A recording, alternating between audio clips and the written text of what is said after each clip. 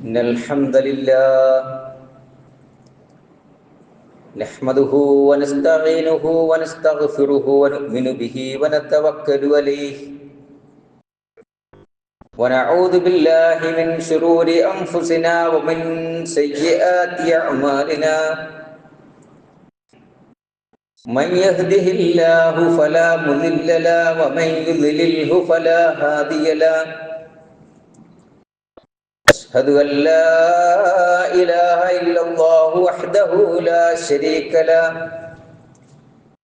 وأشهد أن محمدا عبده ورسوله أرسله بالهدى ودين الحق ليظهره على الدين كله ولو كره المشركون اللهم صل وسلم على نبينا محمد وعلى آله وصحبه أجمعين أما بعد فإن خير الحديث كتاب الله وخير الهدي هدي محمد صلى الله عليه وسلم وشر الأمور محدثاتها وكل محدثة بدعة وكل بدعة ضلالة يا أيها الذين آمنوا اتقوا الله حق تقاته ولا تموتن إلا وأنتم مسلمون أعوذ بالله من الشيطان الرجيم بسم الله الرحمن الرحيم ولا تخزني يوم يبعثون يوم لا ينفع مال ولا بنون إلا من أتى الله بقلب سليم.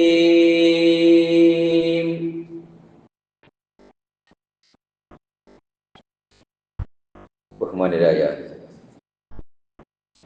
സത്യവിശ്വാസികളെ, വിശ്വാസിനികളെ, ജീവിതത്തിൻ്റെ നിഖില മേഖലകളിലും സൃഷ്ടാവും രക്ഷിതാവുമായ അള്ളാഹുവിൻ്റെ നിയമനിർദ്ദേശങ്ങൾ പാലിച്ച് മുത്തഖികളായി ഭയഭക്തിയുള്ളവരായി ജീവിക്കണമേ എന്ന് എന്നെയും നിങ്ങളെയും ഓർമ്മപ്പെടുത്തുന്നു. ശക്തമായ ഭാഷയിൽ വസിയത്ത് ചെയ്യുന്നു. നമ്മുടെ ജീവിതത്തിൽ മുൻകഴിഞ്ഞുപോയ പ്രവാചകന്മാരെ കുറിച്ചും കഴിഞ്ഞുപോയ ചില സമൂഹങ്ങളെക്കുറിച്ചും സമുദായങ്ങളെക്കുറിച്ചുമൊക്കെ പഠിക്കാനുള്ള അവസരങ്ങൾ ലഭ്യമാകാറുണ്ട്. ചില ചരിത്രങ്ങൾ പറയുമ്പോൾ ആളുകൾ അതിനെ കെട്ടുകഥയായി കാണുന്നവരുണ്ട്. ചിലത് നമ്മുടെ ജീവിതത്തിൽ ധാരാളം ഗുണപാഠങ്ങൾ നൽകുന്നവയുണ്ട്. ചില ചരിത്രത്തിന്റെ അവശേഷിപ്പുകൾ, പണ്ട് എങ്ങനെയായിരുന്നു അതിൻ്റെ അവശേഷിപ്പുകൾ നിലനിൽക്കുന്ന, പിന്നീട് വരുന്ന ആളുകൾക്ക് ദൃഷ്ടാന്തമായി അള്ളാഹു കുറെ അവശേഷിപ്പുകൾ നിലനിർത്തിക്കൊണ്ടിരിക്കുകയും ചെയ്യുന്നു. ആ കൂട്ടത്തിലാണ് പ്രവാചകന്മാരുടെ ചരിത്രം നമ്മൾ പഠിക്കുന്നത്. പ്രവാചകന്മാരുടെ ചരിത്രം പഠിക്കുമ്പോൾ അതിൽ തന്നെ ചില പ്രവാചകന്മാരുടെ ചരിത്രത്തിന് ചില പ്രത്യേകതകൾ കാണുവാൻ സാധിക്കും. പ്രവാചകന്മാരെ ഇങ്ങനെ വിഭജിച്ചപ്പോ ഉലുൽ അസ്മിൽപ്പെട്ട പ്രവാചകന്മാർ എന്ന് പ്രത്യേകമായി എടുത്തു പറയുന്നുണ്ട്. ഉലുൽ അസ്ം എന്ന് പറഞ്ഞാല് നിശ്ചയദാർഢ്യം എന്നാണ് ആ പദത്തിനർത്ഥം. അത് അവരയക്കപ്പെട്ട പ്രദേശത്തിന്റെയും അവർ നിയോഗിക്കപ്പെട്ട ജനതയുടെയും അവരുടെ ജീവിതത്തിലുണ്ടായ ത്യാഗ മനസ്ഥിതിയുടെയൊക്കെ ഭാഗമായിക്കൊണ്ട് ചില പ്രവാചകന്മാരെ ഉലുൽ അസ്മിൽപ്പെട്ട പ്രവാചകന്മാർ എന്ന് എണ്ണി വരുന്നുണ്ട്. ഉലുൽ അസ്മിൽപ്പെട്ട പ്രവാചകന്മാർ അവർ 5 പേരാണ്. നൂഹ് നബി അലൈഹി സ്വലാത്തു വസ്സലാം, ഇബ്രാഹിം അലൈഹിസ്സലാം, മൂസാ നബി അലൈഹിസ്സലാത്തു വസ്സലാം, ഈസാ നബി അലൈഹിസ്സലാത്തു വസ്സലാം, മുഹമ്മദ് നബി സല്ലല്ലാഹു അലൈഹി വസല്ലം, ഈ 5 പ്രവാചകന്മാരെ എണ്ണുന്നത് ഉലുൽ അസ്മിൽപ്പെട്ട പ്രവാചകന്മാർ എന്നാണ്. ഞാൻ നേരത്തെ പറഞ്ഞതുപോലെ അവരനുഭവിച്ച ത്യാഗമനസ്ഥിതിയുടെ പ്രദേശത്തിന്റെ പ്രത്യേകതയായി അങ്ങനെ എണ്ണപ്പെടുകയാണ്. അങ്ങനെ ഉലുൽ അസ്മിൽപ്പെട്ട ഒരു പ്രവാചകനായിരുന്നു ഇബ്രാഹിം നബി അലൈഹിസ്സലാത്തു വസ്സലാം. ഒരുപാട് ചരിത്രം ഖുർആൻ വിശദീകരിക്കുന്നുണ്ട്. പരിശുദ്ധ ഖുർആനിൽ 69ഓളം സ്ഥലങ്ങളിൽ, 69ഓളം ആയത്തുകളിൽ ഇബ്രാഹിം നബി അലൈഹിസ്സലാത്തു വസ്സലാമിന്റെ പേര് അള്ളാഹു പരാമർശിക്കുന്നുണ്ട്. ആ ചരിത്രം നമ്മൾ പഠിച്ചിട്ടുണ്ട്. എത്ര വലിയ വളരെ ചെറുപ്പത്തിലുള്ള ആ ചരിത്രം മുതൽ വളരെ വിശദമായി വിശാലമായി എത്രയോ ആയത്തുകളിലൂടെ ആ ചരിത്രം അള്ളാഹു നമുക്ക് വിശദീകരിച്ചു തരുന്നുണ്ട്.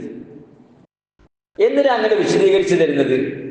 നമുക്ക് ഗുണപാഠമായി നിലനിൽക്കുന്ന അവശേഷിപ്പുകൾ ഇന്നും അള്ളാഹു ബാക്കി നിർത്തിയിട്ടുണ്ട്. മാത്രമല്ല ആ ചരിത്രത്തിൽ നിന്ന് ഒരുപാട് പാഠങ്ങൾ നമുക്ക് പഠിക്കാനുണ്ട്. നമ്മളാവട്ടെ ആ പ്രവാചകന്റെ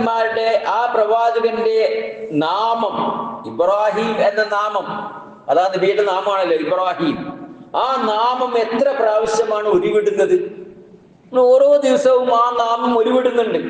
ഒരു വിശ്വാസി 5 നേരം നമസ്കരിക്കുന്ന ഒരു വിശ്വാസി അവന്റെ നമസ്കാരത്തിൽ ഇബ്രാഹിം എന്ന വാക്ക് ആവർത്തിക്കുന്നുണ്ട്, അല്ലേ? തശഹുദിൽ, അത്തഹിയാത്തിൽ നമ്മൾ അത്തഹിയാത്തിൽ ചൊല്ലുമ്പോ ഇബ്രാഹിമി സ്വലാത്ത് എന്നാണ് ആ സ്വലാത്തിന്റെ പേര് തന്നെ. അല്ലാഹുമ്മ സ്വല്ലി അലാ മുഹമ്മദിൻ എന്ന് തുടങ്ങുന്നത് നമ്മൾ സ്വലാത്തിന്റെ നമസ്കാരത്തിൽ ചൊല്ലുന്ന സ്വലാത്ത്. ആ സ്വലാത്തിന്റെ പേര് തന്നെ സ്വലാത്തു ഇബ്രാഹിം, ഇബ്രാഹിമി സ്വലാത്ത് എന്നാണ്. കാരണം ആ പ്രവാചകന്റെ പേര് അവിടെ പരാമർശിക്കുന്നുണ്ട്. മുഹമ്മദ് നബി സല്ലല്ലാഹു അലൈഹി വസല്ലമക്ക് അല്ലാഹു നൽകിയ അനുഗ്രഹം ആ പ്രവാചകന് വേണ്ടി നമ്മൾ പ്രാർത്ഥിക്കുന്ന ഘട്ടത്തിൽ അല്ലാഹുവേ ഇബ്രാഹിം നബി അലൈഹിസ്സലാമിന് നൽകിയതുപോലെ കമാ സല്ലൈത അലാ ഇബ്രാഹിം വഅലാ ആലി ഇബ്രാഹിം എന്നാണ് നമ്മൾ പറയുന്നത്. ഓരോ ദിവസവും ഇബ്രാഹിം നബി അലൈഹിസ്സലാത്തു വസ്സലാമിന്റെ നാമം നമ്മളിങ്ങനെ ഉരുവിടുന്നുണ്ട്. ആ നിലയ്ക്കൊക്കെ ചരിത്രത്തിൽ ഏറെ പ്രാധാന്യമുള്ള ഒരു പ്രവാചകനാണ് ഇബ്രാഹിം നബി അലൈഹിസ്സലാത്തു വസ്സലാം. പരിശുദ്ധ ഖുർആനിൽ ഇബ്രാഹിം നബിയെ കുറിച്ച് പറയുമ്പോൾ 6 സ്ഥലങ്ങളിൽ അള്ളാഹു ഒരു വിധി തന്നെ പ്രസ്താവിക്കുന്നുണ്ട്. അതെന്താണത്? അത് അള്ളാഹു പറഞ്ഞു, വത്തബിഉ മില്ലത ഇബ്രാഹിം ഹനീഫ, നിങ്ങൾ ദ്രുജമാനസനായ ഇബ്രാഹിമിന്റെ മില്ലത്തിനെ പിൻപറ്റുക. ഇവിടെ ഖുർആൻ പ്രയോഗിച്ചൊരു വാക്ക് മില്ലത്ത ഇബ്രാഹിം, ഇബ്രാഹിം നബിയുടെ പാത, ഇബ്രാഹിം നബിയുടെ മില്ലത്ത്. അത് ഖുർആൻ 6 പ്രാവശ്യമാണ് പറയുന്നത്. മഹാനായ നബി തിരുമേനി സല്ലല്ലാഹു അലൈഹി വസല്ലമയോട് അല്ലാഹുവിന്റെ കൽപ്പന വത്തബിഉ മില്ലത്ത ഇബ്രാഹിം, പ്രവാചകരെ താങ്കൾ മില്ലത്ത ഇബ്രാഹിം, ഇബ്രാഹിം നബി അലൈഹിസ്സലാത്തു വസ്സലാമിന്റെ ആ മില്ലത്തിനെ പിൻപറ്റണം എന്നാ നമ്മളോടും പറയുന്നത്. അത് തന്നെയാണ്. എന്ത് ചെയ്യണം? നമ്മള് മില്ലത്ത ഇബ്രാഹിം, ഇബ്രാഹിം നബി അലൈഹിസ്സലാത്തു വസ്സലാമിന്റെ ആ പാതയെ പിൻപറ്റണം. എന്താണ് ഈ മില്ലത്ത് ഇബ്രാഹിം? ഹജ്ജിന്റെ സന്ദർഭമാണല്ലോ, ആളുകൾ ഹജ്ജിന് വേണ്ടി പോകുന്നൊരു വേളയാണ്. ധാരാളമായി സ്മരിക്കപ്പെടുന്ന പറയപ്പെടുന്ന ഒരു നാമമാണ് ഇബ്രാഹിം നബി അലൈഹിസ്സലാത്തു വസ്സലാമിൻ്റെത്. എന്നാൽ എന്താണ് ഈ മില്ലത്ത് ഇബ്രാഹിം? ഇബ്രാഹിം നബിയുടെ പാത എന്താ? നമ്മൾ അത് ഖുർആനിൽ നിന്ന് പഠിക്കുന്നുണ്ട്. എന്താണ് മില്ലത്ത് ഇബ്രാഹിം? കുറെ അതിവിശാലമാണത്, വിശദമായി പരാമർശിക്കേണ്ട ഭാഗമാണത്. നമ്മുടെ ജീവിതത്തിൽ നാം അനുവർത്തിക്കുന്ന ചില പാഠങ്ങളുണ്ട്. അത് മില്ലത്ത് ഇബ്രാഹിമാണ്. നബി തിരുമേനി സല്ലല്ലാഹു അലൈഹി വസല്ലം പഠിപ്പിച്ചു, ഒരാൾ അയാളുടെ നഖം മുറിക്കൽ അതൊരു പാടാണത്. അത് പഠിപ്പിച്ചത് ഇബ്രാഹിം നബിയാണെന്ന്, മില്ലത്ത് ഇബ്രാഹിമിൽ പെട്ടതാണത്. അതേപോലെ നമ്മുടെ ശരീരത്തിലെ ചില രോമങ്ങൾ നീക്കം ചെയ്യൽ, അത് ഇബ്രാഹിം നബിയുടെ മില്ലത്തിൽപ്പെട്ടതാണെന്ന് പറയാറുണ്ട്. മീശ ചെറുതാക്കുകയും താടി വളർത്തുകയും ചെയ്യുക, അത് മില്ലത്ത് ഇബ്രാഹിമിൽ പെട്ടതാണ്. നമ്മുടെ ജീവിതത്തിൽ നമ്മൾ കൊണ്ടുവരുന്ന ചര്യകളാണ് അതൊക്കെ. ഇങ്ങനെ മില്ലത്ത് ഇബ്രാഹിം നമ്മുടെ ജീവിതത്തിൽ നിരന്തരമായി ചെയ്തുകൊണ്ടിരിക്കുന്ന ചില പാഠങ്ങൾ കാണാൻ സാധിക്കും. ഇനി ചരിത്രപരമായി ഇബ്രാഹിം നബി അലൈഹി സ്വലാമിന്റെ ചരിത്രത്തെ കുറിച്ച് പഠിക്കൂ. ഖുർആൻ പറയുന്നുണ്ട്, വത്തബിഉ മില്ലത്ത ഇബ്രാഹിം വമാ കാന മിനൽ മുശ്രിക്കീൻ. അല്ലാഹു ഒരു ഭാഗത്ത് അങ്ങനെ പറഞ്ഞു, നിങ്ങൾ ഇബ്രാഹിം നബി അലൈഹി സ്വലാമിന്റെ മില്ലത്തിനെ പിൻപറ്റുക. വമാ കാന മിനൽ മുശ്രിക്കീൻ, അദ്ദേഹം മുശ്രിക്കുകൾപ്പെട്ട ആളുകളായിരുന്നില്ല, ബഹുദൈവ വിശ്വാസിയായിരുന്നില്ല എന്നാണ് ഖുർആൻ പറഞ്ഞത്. എന്തിനാണ് അള്ളാഹു ഒരു പ്രവാചകനെ കുറിച്ച് ആ പ്രവാചകൻ മുശ്രിക്കായിരുന്നില്ല, ബഹുദൈവ ആരാധകനായിരുന്നില്ല, എന്തിനാ ഇങ്ങനെ പറയുന്നത്? ആ പ്രവാചകൻ നമുക്കറിയാമല്ലോ, ആ പ്രവാചകൻ ഏകദൈവ വിശ്വാസിയായിരുന്നു. പിന്നെ ഖുർആനിൽ ആവർത്തിക്കുന്നതിന് ഒരു കാരണമുണ്ട്. ആ കാരണം എന്താന്ന് ചോദിച്ചാൽ, യഹൂദരും ക്രൈസ്തവരുമായ ആളുകൾ, സെമിറ്റിക് മതങ്ങൾ എല്ലാവരും ആദരിക്കുന്ന കുറെ പ്രവാചകന്മാരുണ്ട്. ആ പ്രവാചകന്മാരുടെ കൂട്ടത്തിലാണ് ഇബ്രാഹിം നബി അലൈഹി ഇസ്ലാം വരുന്നത്. യഹൂദന്മാരും ക്രൈസ്തവരുമായ ആളുകൾ ഇബ്രാഹിം നബി അലൈഹി ഇസ്ലാമിനെ പഠിക്കുകയും തങ്ങളുടെ വേദഗ്രന്ഥത്തിൽ പരാമർശിക്കുകയും അതേപോലെ ഇബ്രാഹിം നബി അലൈഹി സ്വലാത്തു വസ്സലാം അത് ഞങ്ങളുടെ പ്രവാചകനാണ് എന്ന് ആ മത അനുയായികൾ പറയുകയും ചെയ്തിരുന്നു. നബി തിരുമേനി സല്ലല്ലാഹു അലൈഹി വസല്ലം അവർ പറയുമായിരുന്നു, ഇബ്രാഹിം ഞങ്ങളുടെ കൂട്ടത്തിൽപ്പെട്ടതാണ്. അപ്പോ അത് പരാമർശിച്ചുകൊണ്ട് ഇത് നിങ്ങൾ ഇബ്രാഹിമിന്റെ മാർഗത്തിലല്ല എന്ന് ബഹുദൈവാരാധകരായ മുശ്രിക്കുകളായ ആളുകൾ പ്രവാചക തിരുമേനി സല്ലല്ലാഹു അലൈഹി വസല്ലമയോട് പറയുമായിരുന്നു. അങ്ങനെ പറഞ്ഞപ്പോ നബി തിരുമേനി സല്ലല്ലാഹു അലൈഹി വസല്ലം പറഞ്ഞു, ഇബ്രാഹിം വമാ കാന ഇബ്രാഹിമു യഹൂദിയൻ വലാ നസ്റാനിയൻ. ഖുർആൻ അവിടെ പരാമർശിച്ചു, ഇബ്രാഹിം നബി വമാ കാന ഇബ്രാഹിമു യഹൂദിയൻ വലാ നസ്റാനിയൻ. ഇബ്രാഹിം നബി യഹൂദി ആയിരുന്നില്ല, ഒരു യഹൂദി ആയിരുന്നില്ല, വലാ നസ്റാനിയൻ, ഒരു ക്രൈസ്തവനുമായിരുന്നില്ല, വലാകിൻ കാന ഹനീഫൻ മുസ്ലിമൻ. നേരെമറിച്ച് ഇബ്രാഹിം നബി ആരായിരുന്നു? ദൃജുമാനസനായിരുന്നു, അള്ളാഹുവിന് കീഴ്പ്പെട്ടവരായിരുന്നു എന്ന് ഖുർആൻ അവരെ പരാമർശിക്കുന്നു. അത് ആ മതങ്ങൾ, ആ മതാനുയായികൾ തങ്ങളുടെ നേതാവാണ്, തങ്ങളുടെ പ്രവാചകനാണ്, തങ്ങൾ ആ പ്രവാചകന്റെ മാർഗമാണ് സ്വീകരിച്ച് വരുന്നത് എന്ന് പ്രവാചകനെ ബോധ്യപ്പെടുത്താൻ വേണ്ടി അവർ പറഞ്ഞിരുന്നു.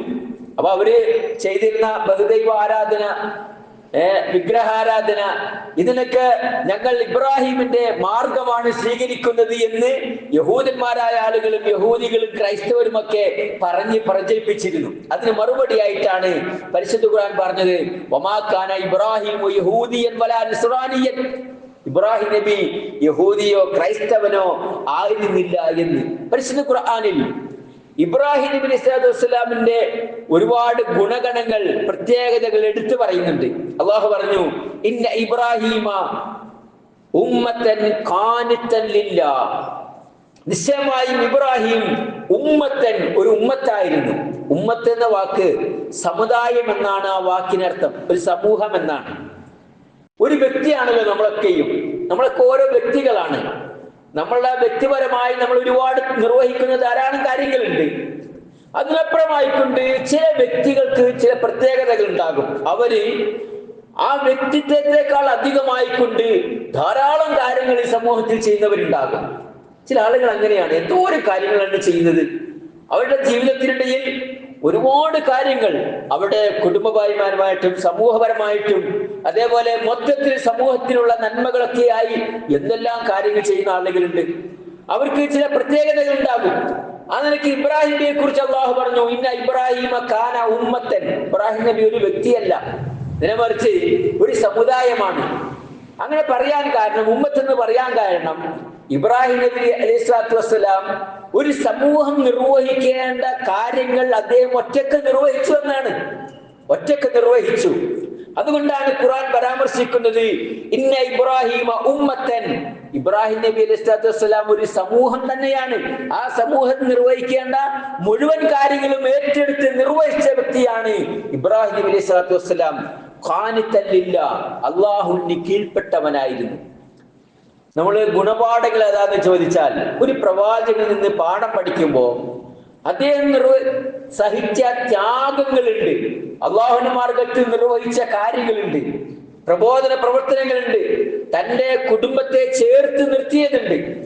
നമ്മുടെ നാട്ടിൽ ചില ആളുകളെ കാണാം, അവർ അള്ളാഹുവിന്റെ മാർഗത്തിൽ ആരാധനാ കർമ്മങ്ങളൊക്കെ നിഷ്ഠ പുലർത്തുന്ന ആളുകളാണ്. നമസ്കാരം, നോമ്പ്, സക്കാത്ത് എന്ന് തുടങ്ങി മതപരമായ കാര്യങ്ങളിലൊക്കെ വ്യാപൃതരായിരിക്കുന്ന കുറെ ആളുകളെ കാണാൻ സാധിക്കും. വളരെ വ്യാപൃതരായിരിക്കും അവർ. എല്ലാ കാര്യങ്ങൾക്കും മുൻപന്തിയിൽ ഉണ്ടാകും, എല്ലാത്തിന്റെയും നേതൃത്വത്തിൽ ഉണ്ടാകും. പക്ഷെ അവരുടെ വീടുകളിലേക്കോ കുടുംബങ്ങളിലേക്കോ ചെന്ന് കഴിഞ്ഞാൽ അവരുടെ ഇണയെ സംബന്ധിച്ച്, മക്കളെ സംബന്ധിച്ച് അങ്ങനെ നമുക്ക് പറയാൻ കഴിയില്ല. ചില ആളുകൾ നമ്മൾ നോക്കൂ, കുടുംബത്തിൽ പ്രഭാതത്തിൽ സുബൈക്ക് എഴുന്നേൽക്കുന്ന ഒരു പുരുഷൻ, അവൻ വളരെ സൂക്ഷ്മതയോടുകൂടി ശ്രദ്ധയോടുകൂടി എഴുന്നേൽക്കുന്നു, തന്റെ ഭാര്യയെ ഉണർത്തരുത് എന്ന വിചാരത്തോടുകൂടി. അതല്ലല്ലോ നീ. നിലമറിച്ച് തന്റെ ഇണയെയും തന്റെ മക്കളെയൊക്കെ വിളിച്ചിട്ട്, മക്കളെ സുബൈ ആയിട്ടുണ്ട് കേട്ടോ, ഞാൻ നമസ്കരിക്കാൻ പോകുകയാണ്, നിങ്ങൾ ഇവിടെ വീട്ടിൽ നമസ്കരിക്കുന്നു പറയാനുള്ള ഒരു ഇതെങ്കിലും നമ്മുടെ കുടുംബത്തിൽ കാണിക്കണ്ടേ? അതായത് നമ്മുടെ ഇണയെയും മക്കളെയൊക്കെ നമ്മൾ ചേർത്ത് നിർത്തണം. അവിടെ ഇബ്രാഹിം നബിയിൽ അങ്ങനത്തെ ഒരു പാഠമുണ്ട്. ആ പാഠെന്താ? തന്റെ ഇണയെ അള്ളാഹുവിന്റെ മാർഗത്തിലാണ് തന്റെ ഇണ. അതുകൊണ്ട് തന്റെ ഇണ തന്നോടൊപ്പം ഉണ്ട്. തനിക്കുണ്ടായ സന്താനം, ആ സന്താനത്തെ അള്ളാഹുവിന്റെ മാർഗത്തിൽ ത്യാഗങ്ങൾ അനുഷ്ഠിക്കുന്ന രീതിയിൽ, അള്ളാഹുവിന്റെ മാർഗത്തിൽ പ്രവർത്തിക്കുന്ന രീതിയിൽ തന്റെ മകനെയും അദ്ദേഹം ചേർത്ത് നിർത്തുന്നുണ്ട്. തന്റെ കുടുംബത്തെ സംരക്ഷിച്ചുകൊണ്ട്, തന്റെ കുടുംബത്തെ തന്നോടൊപ്പം ചേർത്ത് നിർത്തിക്കൊണ്ടാണ് ഇബ്രാഹിം നബി അലൈഹി സ്വലാത്തു വസ്സലാം അള്ളാഹുവിന്റെ മാർഗത്തിൽ ധാരാളം അനുഷ്ഠാനങ്ങൾ, ധാരാളം കർമ്മങ്ങളൊക്കെ നിർവഹിച്ചു വരുന്നത്. അവർക്ക് ചരിത്രത്തിൽ വായിക്കുകയാണ്. അപ്പൊ ഇബ്രാഹിം നബി അലൈഹി സ്വലാത്തു വസ്സലാം ഉമ്മത്തൻ, ഒരു സമൂഹം തന്നെയായിരുന്നു. രണ്ടാമതായി അള്ളാഹു പറഞ്ഞു, വത്തഖദല്ലാഹു ഇബ്രാഹിമ ഖലീല. അള്ളാഹു ചില ആളുകളെ തന്റെ ഒറ്റ സുഹൃത്തുക്കളായി, തന്റെ ഖലീലായി സ്വീകരിച്ചിരിക്കുന്നു. അവിടെ ഖലീൽ എന്ന വാക്കിന് തന്റെ ഗുണഗണങ്ങൾ ഉള്ളത് എന്നുള്ള അർത്ഥത്തിലല്ല, അല്ലെങ്കിൽ തനിക്ക് പകരക്കാരൻ എന്നുള്ളതല്ല.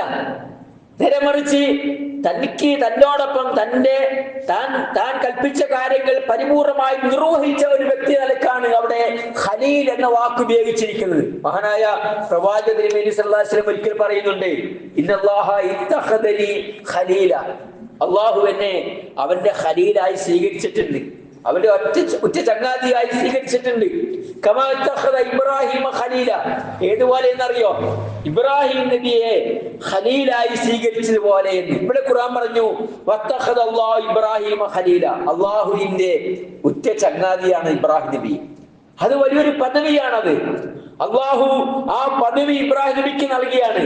വത്തഖദല്ലാഹു ഇബ്രാഹിമ ഖലീല. പരിശുദ്ധ ഖുർആൻ പറഞ്ഞു, തീർച്ചയായും ഇബ്രാഹിം നബി അലൈഹി വസല്ലം അള്ളാഹുവിന്റെ ഒരു ഖലീൽ എന്ന നിലക്ക് അള്ളാഹു ആ പ്രവാചകനെ ഏറെ ബഹുമാനിച്ചിട്ടുണ്ട്. അപ്പൊ ആ പ്രവാചകന്റെ മഹത്വം ഉയർന്നിട്ടുണ്ട്, ആ പ്രവാചകന്റെ ദർജകൾ ഉയർന്നിട്ടുണ്ട് എന്നാണ് നമുക്ക് അവിടെ മനസ്സിലാക്കേണ്ടത്. അങ്ങനെ അള്ളാഹു ആ പ്രവാചകന്റെ പ്രത്യേകമായ ഒരു പദവി കൂടി നൽകുന്നുണ്ട് എന്ന് പറഞ്ഞു. മറ്റൊന്ന് പരിശുദ്ധ ഖുർആൻ പറയുന്നുണ്ട്. അള്ളാഹു പറഞ്ഞു, വകദാലിക നറാ മലകൂത്തുസ് സമാവാതി വൽ അർദ്. ഇബ്രാഹിം നബിയുടെ ഒരു പ്രത്യേകത, മറ്റു ചില പ്രവാചകന്മാർക്കൊന്നും നൽകാത്ത ഒരു പ്രത്യേകത കൂടി ഇബ്രാഹിം നബിക്ക് അള്ളാഹു നൽകിയിട്ടുണ്ട്. ആ പ്രത്യേകത എന്താണെന്നറിയോ? നറാ മലകൂത്തുസ് സമാവാതി വൽ അർദ്. അള്ളാഹു എന്ത് ചെയ്തു?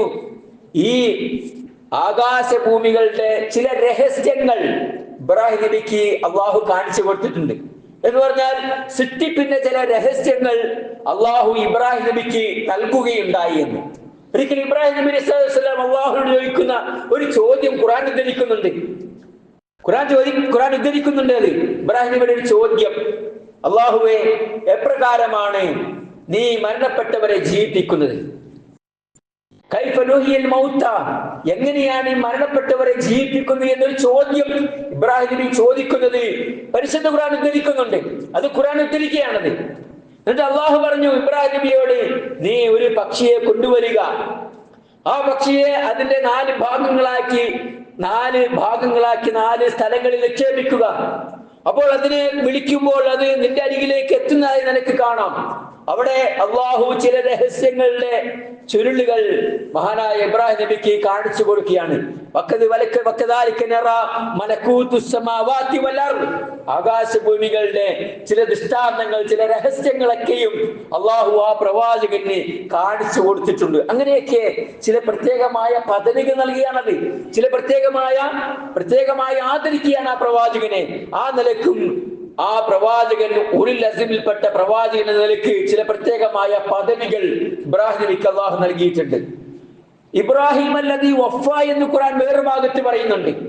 അള്ളാഹു ഏതെല്ലാമാണോ കൽപ്പിച്ചിട്ടുള്ളത്, എന്തെല്ലാം കരാറുകൾ ഏർപ്പെട്ടിട്ടുണ്ടോ, ഏതെല്ലാം നിർദ്ദേശങ്ങൾ നൽകിയിട്ടുണ്ടോ, ആ നിർദ്ദേശങ്ങളെല്ലാം പൂർത്തീകരിച്ച, കരാറുകൾ പൂർത്തീകരിച്ച, തന്റെ കടമകൾ പൂർത്തീകരിച്ച ഇബ്രാഹിം അല്ലദീ വഫ, തന്റെ കടമകളെല്ലാം പൂർത്തീകരിച്ച ഇബ്രാഹിം എന്ന് ഖുർആൻ പരാമർശിക്കുന്നുണ്ട്. എന്തെല്ലാം പ്രത്യേകതകളാണ് ആ പ്രവാചകനെ കുറിച്ച് അള്ളാഹു പറയുന്നത്. അള്ളാഹുവിന്റെ നിർദ്ദേശങ്ങൾ ശിരസാവഹിച്ചുകൊണ്ട് എന്തെല്ലാം കാര്യങ്ങൾ അള്ളാഹു പറഞ്ഞിട്ടുണ്ടോ. തന്റെ മകനെ അള്ളാഹുവിന്റെ മാർഗത്തിൽ ബലി കൊടുക്കാൻ നീ തയ്യാറാണോ എന്ന അള്ളാഹുവിന്റെ ചോദ്യത്തിന് യാതൊരു സങ്കോചവുമില്ലാതെ തയ്യാറായ പ്രവാചകൻ അള്ളാഹു അതിന് പകരം നൽകി.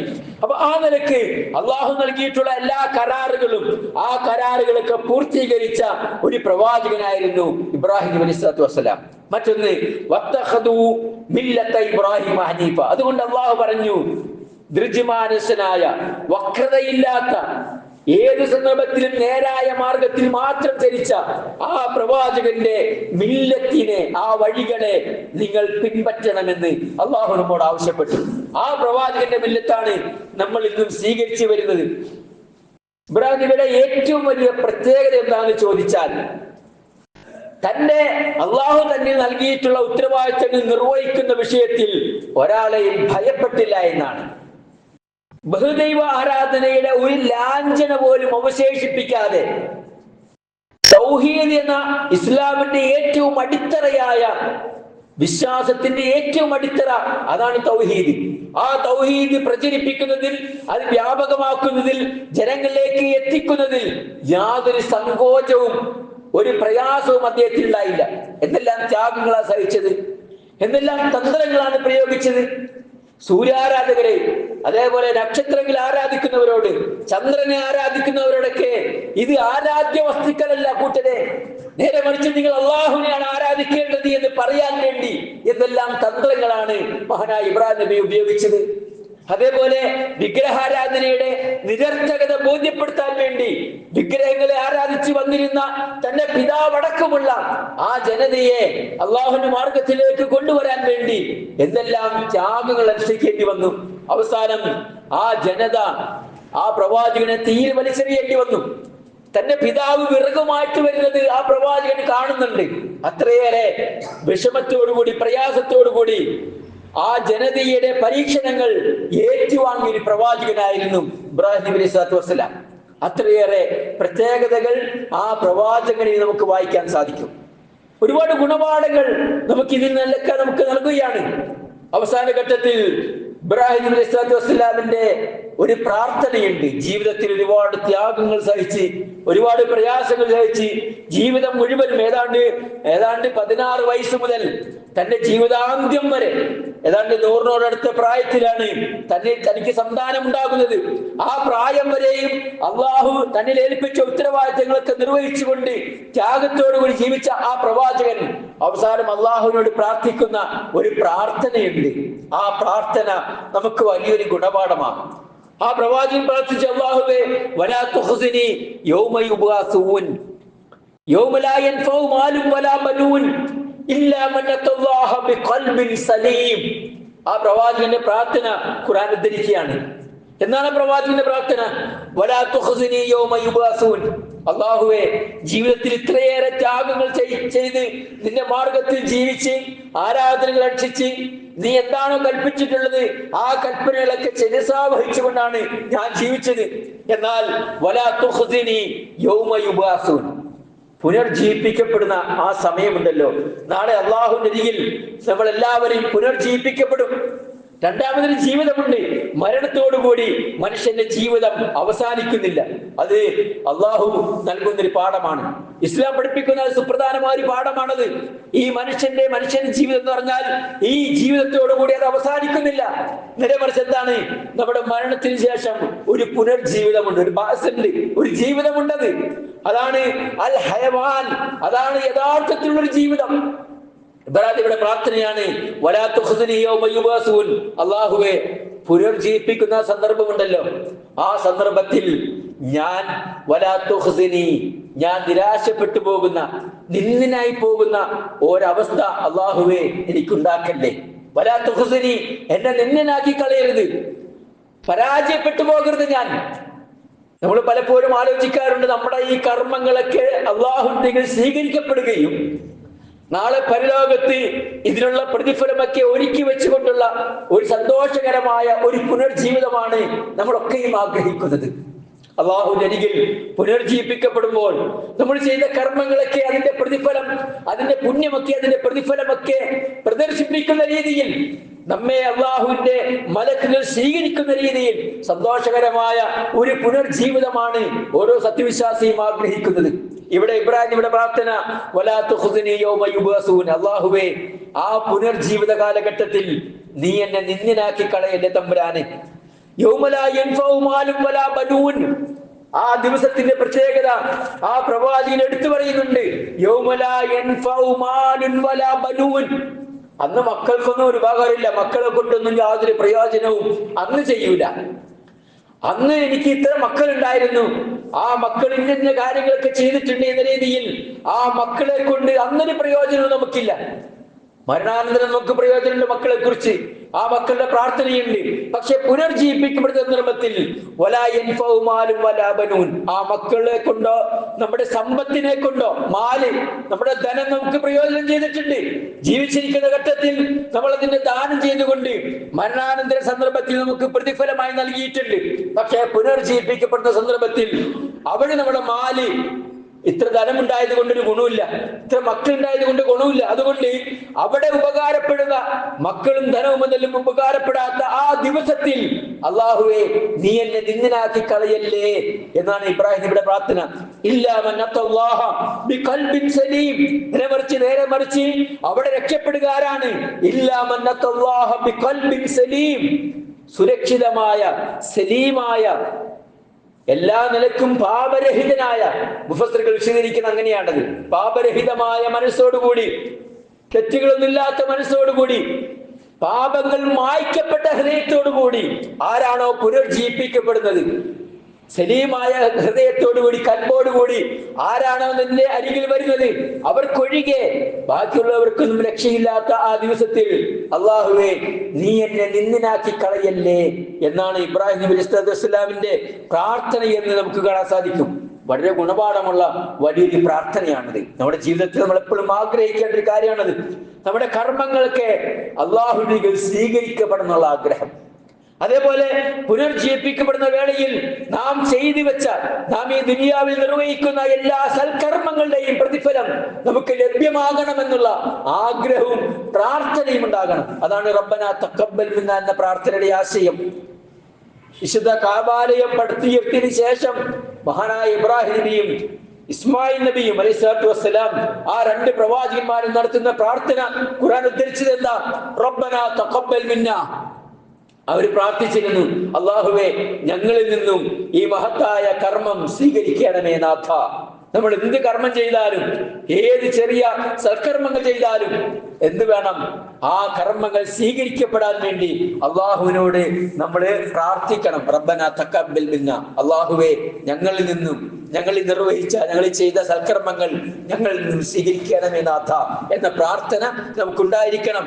മാത്രമല്ല ഏത് സന്ദർഭത്തിലും അള്ളാഹുവിന്റെ പാശത്തെ മുറുകെ പിടിച്ചുകൊണ്ട് സൽക്കർമ്മ നിരതമായി ജീവിക്കാൻ വേണ്ടി പരിശ്രമിക്കുക.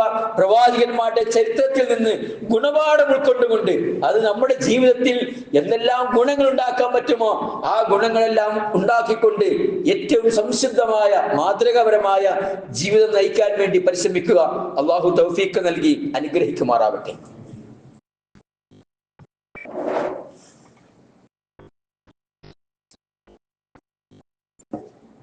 അൽഹംദുലില്ലാഹി റബ്ബിൽ ആലമീൻ വസല്ലല്ലാഹു അലാ നബിയിനാ മുഹമ്മദിൻ വഅലാ ആലിഹി വസഹ്ബിഹി അജ്മഈൻ വൽആഖിബത്തു ലിൽ മുത്തഖീൻ വലാ ഉദ്വാന ഇല്ലാ അലൽ ളാലിമീൻ. സത്യവിശ്വാസികളെ, അള്ളാഹുവിനെ സൂക്ഷിച്ച് ജീവിക്കണമെന്ന് ഒരിക്കൽ കൂടി ഓർമ്മപ്പെടുത്തുകയാണ്. മഹാനായ ഇബ്രാഹിം നബി അലൈഹിസ്സലാത്തു വസ്സലാമിന്റെ ചരിത്രമാണ്, ആ പ്രവാചകനുള്ള പ്രത്യേകതയാണ് നമ്മൾ മനസ്സിലാക്കിയത്. പരലോകത്ത് പുനർജീവിപ്പിക്കപ്പെടുന്ന സന്ദർഭത്തിൽ മഹാനായ ഇബ്രാഹിം നബി അലൈഹിസ്സലാത്തു വസ്സലാം അള്ളാഹുവിന് മുമ്പിൽ പറയുന്നൊരു വർത്തമാനം കൂടി ഖുർആൻ ഉദ്ധരിക്കുന്നുണ്ട്. ഇബ്രാഹിം നബി തന്റെ പിതാവിൽ നിന്ന് ഒരുപാട് ഉപദ്രവങ്ങൾ നേരിട്ടിട്ടുണ്ട്. ബഹുദൈവാരാധകനായ വിഗ്രഹാരാധകനായ, വിഗ്രഹങ്ങളെ ഉണ്ടാക്കി വിറ്റിരുന്ന തന്റെ പിതാവിനെ അള്ളാഹുവിന്റെ മാർഗത്തിലേക്ക് കൊണ്ടുവരാൻ ഒരുപാട് ശ്രമിച്ചു നോക്കി ആ പ്രവാചകൻ. പക്ഷെ അദ്ദേഹത്തിന് കഴിഞ്ഞില്ല. ആ ജനങ്ങൾ മുഴുവൻ അദ്ദേഹത്തിനെ തീയിലേക്ക് വലിച്ചെറിഞ്ഞപ്പോ ചരിത്രത്തിൽ പറയുന്നത് തന്റെ പിതാവ് ആ വിറക് കത്തിക്കാൻ വേണ്ടിയുള്ള, ആ തീ കത്താൻ വേണ്ടിയുള്ള വിറകുമായി വരുന്നത് കണ്ടെന്ന. നാളെ പരലോകത്ത് പുനർജീവിപ്പിക്കപ്പെടുന്ന സന്ദർഭത്തിൽ ഇബ്രാഹിം നബി വീണ്ടും അള്ളാഹുവിനോട് ചോദിക്കുന്നുണ്ട്, അള്ളാഹുവേ, എൻ്റെ പിതാവ്, ആ പിതാവിനെ കുറിച്ച് എത്ര മോശക്കാരനായിരുന്നിട്ടും തനിക്കെതിരെ പ്രവർത്തിച്ചിട്ട് പോലും ആ പിതാവിനെ കുറിച്ച് അള്ളാഹുവിനോട് പറയുന്നുണ്ട്, അള്ളാഹുവേ, എന്റെ പിതാവിനെ നീ പുറത്തു കൊടുക്കാൻ എന്താണ് മാർഗമുള്ളത്? ചരിത്രം പറയുന്നത് തന്നെ അള്ളാഹു അത് വിവിധ സന്ദർഭത്തിൽ വിശദീകരിച്ചിട്ടുണ്ട്. ഇബ്രാഹിം നബിയുടെ വാക്ക്, അള്ളാഹുവേ, എന്റെ പിതാവ്, അബി, എന്റെ പിതാവ്. പക്ഷെ അള്ളാഹുവിടെ തടയുന്നുണ്ട്, നിന്റെ പിതാവ് യാതൊരു നിലക്കും സത്യമാർഗം സ്വീകരിക്കാത്ത ആളായിരുന്നു. അതുകൊണ്ട് ആ പിതാവിന് വേണ്ടി അള്ളാഹുവിന് മുമ്പിൽ ശുപാർശ ചെയ്യാനോ, അള്ളാഹുവിന് മുമ്പിൽ ഇസ്തിഗ്ഫാർ ചെയ്യാനോ, ആ പിതാവിന്റെ പാപകർമ്മങ്ങൾ പുറത്തു കൊടുക്കാൻ വേണ്ടി പ്രാർത്ഥിക്കാനുള്ള ഒരവസരം അവിടെ അള്ളാഹു പ്രവാചകന് നൽകുന്നില്ല. മറിച്ച് എന്നാൽ അദ്ദേഹത്തിന് മനസ്സാഗ്രഹിക്കുന്നുണ്ട്, അദ്ദേഹം കൊതിക്കുന്നുണ്ട് തന്റെ പിതാവിനെ തന്റെ മാർഗത്തിൽ, തന്റെ പിതാവ് നരക ശിക്ഷയിൽ നിന്ന് രക്ഷപ്പെട്ടു വരാൻ തന്റെ ആ മകൻ ആഗ്രഹിച്ചു പോകുന്നുണ്ട്. പക്ഷെ അള്ളാഹു അവിടെ തടയുന്നതായി കാണാൻ സാധിക്കുന്നു. ഇവിടെ നമ്മൾ മനസ്സിലാക്കുന്നത്, നമുക്ക് നമ്മുടെ ജീവിതത്തിൽ ഭൗതികമായ ജീവിതത്തിലാണ് നമ്മൾ അത്തരം കർമ്മങ്ങൾ ചെയ്യാനുള്ള അവസരങ്ങളുള്ളൂ, അല്ലെ? നമ്മളെ കുടുംബത്തിൽ അങ്ങനെ ബഹുദൈവ വിശ്വാസം വെച്ച് പുലർത്തുന്ന, അതല്ലെങ്കിൽ ശിർക്കുപരമായ വിശ്വാസങ്ങൾ വെച്ച് പുലർത്തുന്ന ആളുകൾ ഉണ്ട് എങ്കിൽ ആ ആളുകളെ തൗഹീദിന്റെ മാർഗത്തിലേക്ക് എത്തിക്കാൻ വേണ്ടിയുള്ള ശ്രമങ്ങൾ നമ്മൾ നടത്തണം. നമ്മുടെ കുടുംബത്തിൽ അങ്ങനെ പല ആളുകൾ ഉണ്ടാകും. എന്ന് പറഞ്ഞാൽ അള്ളാഹു അല്ലാത്തവരോട് പ്രാർത്ഥിക്കുന്നവരുണ്ടാകും. ജാറത്തിലൊക്കെ പോയി പ്രാർത്ഥിക്കുന്ന എത്ര ആളുകളുണ്ട് നമ്മുടെ കൂട്ടത്തിൽ? നമ്മുടെ സമൂഹത്തിൽ എത്ര ആളുകളാ ഉള്ളത്? നമ്മുടെ കുടുംബത്തിൽ ഉണ്ടാകും അള്ളാഹു അല്ലാത്തവരെ വിളിച്ചു പ്രാർത്ഥിക്കുന്ന ആളുകൾ. അതേപോലെ പ്രവാചകൻ തിരുമേനി സല്ലല്ലാഹു അലൈഹി വസല്ലം കാണിച്ചു തരാത്ത തെറ്റായ വഴികൾ സ്വീകരിക്കുന്ന ആളുകൾ, മരണപ്പെട്ടുപോയ ഔലിയാക്കളെ വിളിച്ചു തേടുന്ന ആളുകൾ, ഉരുക്കും മന്ത്രമൊക്കെ ചെയ്യുന്ന ആളുകൾ, അല്ലെ? നൂല് മന്ത്രിച്ചു കിട്ടുന്ന ആളുകൾ, തകിട് മന്ത്രിച്ചു കിട്ടുന്ന ആളുകൾ, തങ്ങളുടെ ആഗ്രഹ സഫലീകരണത്തിന് വേണ്ടി, രോഗം മാറാൻ വേണ്ടി, വിഷമതകൾ മാറാൻ വേണ്ടി, ജീവിതത്തിന്റെ പ്രയാസങ്ങളെ തരണം ചെയ്യാൻ വേണ്ടി ഖബറിന്റെ അരികിൽ പോയി ആ ഖബർ ആളുകളോട് തേടുന്ന ആളുകളൊക്കെ ഉണ്ട്. ആ ആളുകളുടെ മുന്നിലാണ് ഇബ്രാഹിം നബി അലൈഹിസ്സലാത്തു വസ്സലാമിന്റെ ഈ ധീരമായ പ്രഖ്യാപനങ്ങൾ നമ്മൾ പഠിക്കുന്നത്.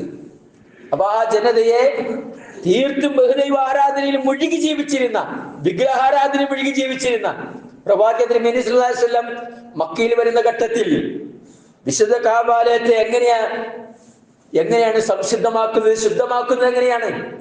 അവിടെ വിശുദ്ധ കഅബാലയത്തിൽ 313ഓളം വിഗ്രഹങ്ങൾ ഉണ്ടായിരുന്ന വിശുദ്ധ കഅബാലയത്തിൽ ആ 313 വിഗ്രഹങ്ങളിൽ ഇബ്രാഹിം നബിയുടെ വിഗ്രഹം ഉണ്ടായിരുന്നു, ഇസ്മായിൽ നബിയുടെ വിഗ്രഹമൊക്കെ ഉണ്ടായിരുന്നു. ആ മക്കയിലെ ബഹുദൈവ ആരാധകർ തങ്ങളുടെ പ്രവാചകൻ എന്ന നിലയ്ക്ക് ഇബ്രാഹിം നബിയെയും ഇസ്മായിൽ നബിയെയൊക്കെ പ്രവാചകനായി അംഗീകരിക്കുകയും ആ പ്രവാചകന്മാരുടെ വിഗ്രഹങ്ങൾ പോലും വിശുദ്ധ കഅബാലയത്തിൽ സ്ഥാപിക്കപ്പെട്ടിരുന്നു എന്നാണ്. ആ വിഗ്രഹങ്ങളൊക്കെ എടുത്ത് വലിച്ചെറിഞ്ഞ് തകർത്ത് കളഞ്ഞിട്ടാണ് വിശുദ്ധ കഅബാലയത്തെ മഹാനായ പ്രവാചകൻ തിരുമേനി സല്ലല്ലാഹു അലൈഹി വസല്ലം ശുദ്ധമാക്കുന്നത്. ഏകദൈവ വിശ്വാസം കൊണ്ട് സംശുദ്ധമാക്കി യാതൊരുവിധ ബഹുദൈവ ആരാധനയുടെയും ലാഞ്ചന അവശേഷിപ്പിക്കാതെ ഒരടയാളം പോലും ഇല്ലാതെയാണ് മഹാനായ പ്രവാചകൻ തിരുമേനി സല്ലല്ലാഹു അലൈഹി വസല്ലം പരിശുദ്ധ ഇസ്ലാമിനെ സംശുദ്ധമാക്കിയെന്ന് കാണാൻ സാധിക്കും. നമ്മളെന്താണ് യഥാർത്ഥത്തിൽ നമ്മുടെ ദീനിൽ ബഹുദൈവ ആരാധനയുടെ ഒരടയാളം പോലും അവശേഷിക്കുന്നില്ല. മറിയല്ലാന്റെ കാലഘട്ടത്തിൽ പ്രവാചകൻ തിരുമേനി സല്ലല്ലാഹു അലൈഹി വസല്ലം അനുയായികളും ഒരു മരത്തിന് താഴെ വെച്ചുകൊണ്ട് മറ്റൊരു വിഭാഗം ആളുകളുമായി ഒരു സന്ധിയിൽ ഏർപ്പെടുന്നുണ്ട്. ആ സന്ധിയെക്കുറിച്ച് ഖുർആൻ പരാമർശിക്കുമ്പോ തഹ്ത ശജറത്തി എന്ന് പരാമർശിക്കുന്നുണ്ട്. നിങ്ങളൊരു മരത്തിന് താഴെ വെച്ചുകൊണ്ട് അത്തരം ആളുകളുമായി ഒരു സന്ധിയിൽ ഏർപ്പെട്ടില്ലേ എന്ന്. അങ്ങനെ ഖുർആൻ പരാമർശിച്ച ആ മരത്തെ കുറിച്ച് പിന്നീട് ജനങ്ങൾ അറിഞ്ഞപ്പോ പിന്നീട് വന്ന വിശ്വാസികൾ ഇത് ഏതാ മരം, ഖുർആൻ പരാമർശിച്ച മരം ഏതാണ് എന്ന് അന്വേഷിച്ചു പോവുകയും ആ മരത്തിന് എന്തോ ഒരു ആദരവ്, ഇത് പ്രവാചകൻ താഴെ ഇരുന്ന് കരാറുകൾ ഏർപ്പെട്ടൊരു മരമല്ലേ എന്ന രീതിയിൽ പ്രവാചകനും അനുയായികളും ഒരു കരാറിൽ ഏർപ്പെട്ട മരമാണല്ലോ എന്ന നിലയ്ക്ക് ആ മരത്തിനോടൊരു ബഹുമാനം, ഒരു ആദരവ് അവരെ ഉണ്ടാകും എന്ന് കണ്ടപ്പോ ഉമർ റളിയല്ലാഹു അൻഹു ചെയ്തത് ആ മരത്തെ വെട്ടി നശിപ്പിച്ചു കളഞ്ഞുന്ന, പിന്നീട് ഒരു ആരാധനയായി പിന്നീട് മാറാൻ സാധ്യതയുണ്ട് ആ നിലക്ക് പോലും ഏതെല്ലാം രീതിയിൽ വിശ്വാസികളുടെ മനസ്സിലേക്ക് ബഹുദൈവ ആരാധനയുടെ എന്തെങ്കിലും ലാഞ്ചനകൾ കടന്നു വരുന്നെങ്കിൽ അതില്ല